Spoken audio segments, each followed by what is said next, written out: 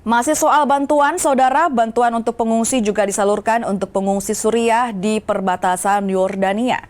Tim relawan Indonesia menyalurkan makanan dan juga air untuk para pengungsi. Bantuan bahan pangan dan juga air ini disalurkan di tim peduli komunitas mahasiswa Indonesia yang tugas belajar di Yordania dan juga rakyat Indonesia. Bantuan disalurkan di kamp pengungsian Suriah di perbatasan Yordania dengan Suriah dan juga kamp pengungsian Palestina yang tersebar di Yordania. Penerima bantuan mencapai 2.000-an orang. Angka ini sejatinya masih jauh dari kebutuhan yang mencapai hingga 500.000 pengungsi.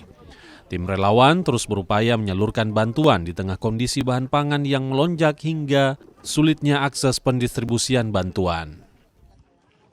Bantuan makanan dan air ini akan terus dilakukan dan untuk bulan ini ditargetkan bisa berlangsung hingga akhir bulan.